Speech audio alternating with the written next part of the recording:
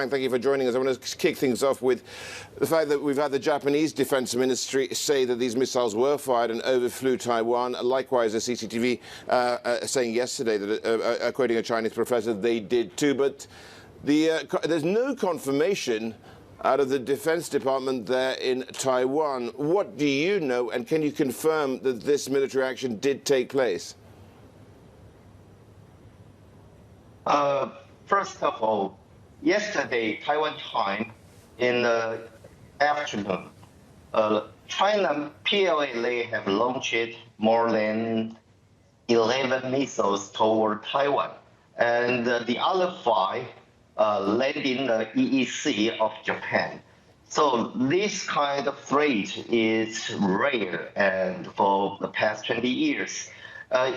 According to China, they have drawn seven zones for their military drills. And yesterday, they launched 11 missiles toward northeast side of Taiwan and the southwest side of Taiwan and the east side near West Pacific. And those missiles, they have purpose. They want to, their military exercise, the purpose is to blockade support from Japan and the United States and to cut off the link between Taiwan and our remote island. And before yesterday, they have launched cyber attacks to Taiwan. Taiwan electricity factory has under attack for 4,050,000 times during this period. Right. And besides cyber attack, they have several tactic drill toward Taiwan.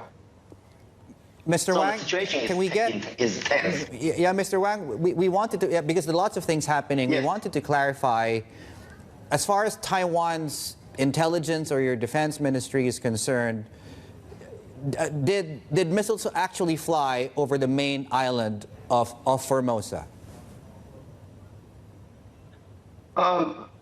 4 of the missiles fly over outer space of Taiwan island.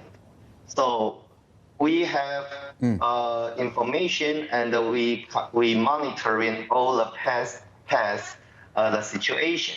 And these 4 missiles, according to our calculations, they will land in outside of our territorial sea near the east, the West Pacific. And because it's outer space, so it's not kind of trespassing our airspace. However, our radar system, our intelligence department has monitored all the missiles pass through. And according to what we know now, they may try to launch more missiles today or tomorrow. And besides of their China's missiles troops, there is no evidence they are assembling their military resources prepared for parachuting or amphibious attack. There's no evidence according to what we have now. Okay, so no evidence. So I want to know what outer space, can you clarify what that actually means? Does that mean that they did not fly over Taiwan? It's fly over Taiwan, but it's more than 80 kilometers high. It won't damage our islands. And according to the international regulation, outer space, we don't regard that as our airspace. So our radar system got the launch site at the very beginning. And the route of the missiles flying route, we know they are going to fall out of Taiwan territorial sea. So we decided to monitor all the missiles and don't let China's psychological warfare influence our people. So our National Defense Department, they have monitored all the situation and everything is under control for now. However, all these activities happened yesterday. It's extremely dangerous because any miscalculation, any misjudgment may cause in some severe conflict in this region. Especially they launch missiles to the Miyako Strait between Taiwan and Japan. It's very provocative. Mr. Wang, okay, I mean, well, the thing here is, there were no alarms going off, et cetera, but, this has upped the ante with these drills by the Chinese. In fact, you've warned that there could be war. Was then, on balance, Nancy Pelosi's visit to the territory one that was a mistake, or do you think it was a good thing? We don't regard it in that way. Anyone want to visit Taiwan, we have our right to receive our guests. Anyone can visit Taiwan freely. We are a democracy and free country, even under China's threat for decades. In this situation, we have a best rule. We cannot send the wrong signal to Beijing. If their military threat can intimidate our policy, can intimidate the relationship between Taiwan and United States, they have the veto right to decide who can visit Taiwan, who cannot. If we send this signal to Beijing, all this military exercise, military threat will be doubled down, and they will use in this way, not only in Taiwan Strait, but also in East China Sea, South China Sea, even India border. So Nancy Pelosi, if she is coming or not, is the business between Taiwan and United States. We cannot allow China as the final decision to prove if it's all right or not. That's the basic rule between Taiwan and United States. We can deal with our own selves, our diplomatic business between Washington D.C. and Taipei, but Beijing want to interfere this. This is their purpose. So Nancy Pelosi, if she can come to Taiwan, we are welcoming her. And if she cannot, it's a business between Taiwan and the United States. But China want to be the final approver. She want to be she want to blockade, isolate Taiwan. We cannot send in this Mr. wrong Wang? signal to Beijing. If we, yes. Yeah, Mr. Yes. Wang, point taken there that you mentioned that it is the decision of Taiwan whether to allow anyone to come in. My question, though, is, Yes. given that decision, there are repercussions, which we're seeing now, things like military drills. What kind of defensive measures is Taiwan prepared for, given that other decision that affects that other decision? No, all the decision has its price, I have to say. Taiwan, we have unique, special, international treatment arrangement. It's unfair, but it's the reality. So if we allow someone to visit Taiwan, of course we need to have prepared for her or his coming. Not only the feast, not only the schedule.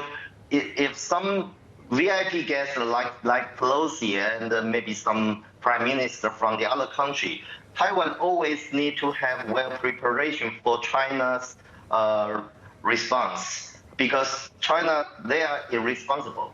They don't care about the stability in this region. The only thing they care is their face, and Xi Jinping's don't want to get in humiliation by this.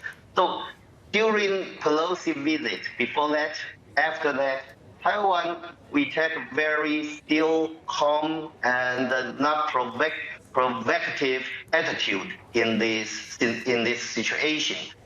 We hope Beijing can understand Taiwan is not the one trying to provoke any conflict here.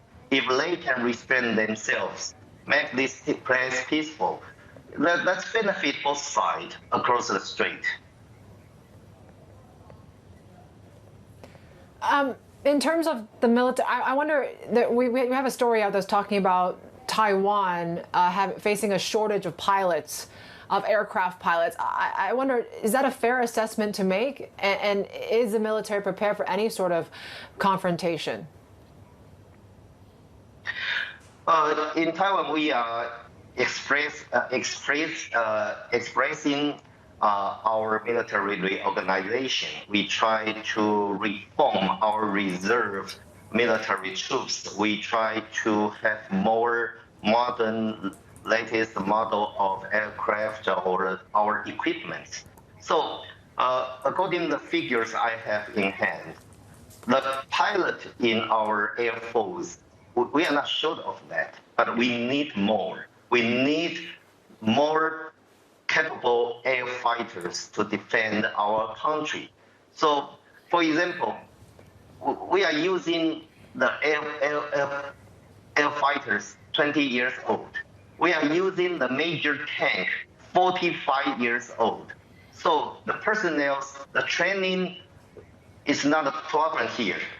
We need modernize our capability to defend our country. We are facing China. China, they try to increase their military capability since 2013. They input a lot of budget and resources in that. And we are the front line of democracies. We are facing huge, giant, and concrete threat here. It's not only manpower's problem. We need more cooperation with our allies, more trend, more cooperation with our neighboring countries. If we got blocked for the past 40 years and it's keep continued, that will weaken our capability to defend my country. Yes. We have seen the economic retaliation from Beijing, which has hurt some Taiwanese local businesses, the farmers alike, whether it's halting citrus fruit, fish, the like. Has the U.S. indicated in any way, Mr. Wang, that they will help Taiwan in overcoming this sort of economic cost? We will help ourselves. That's our problem. No matter Pelosi come or not, before this issue, China has done that every year to try to use political reason to stop import of Taiwan agricultural goods, or they harass our ADIZ almost every day. So this kind of threat or this kind of economic sanction, it happens every year, every season, sometimes every month.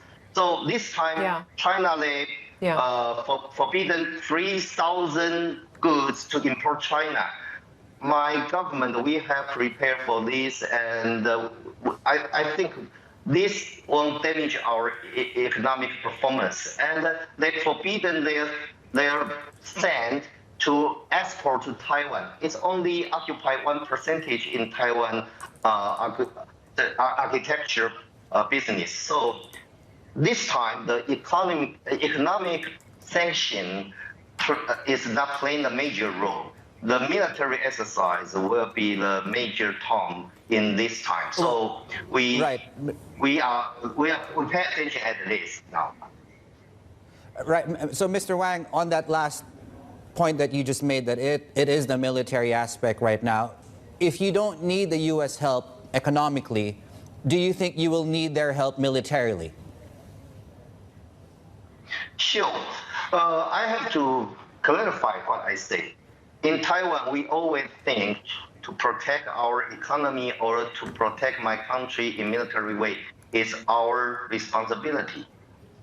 However, Taiwan's security is a global issue.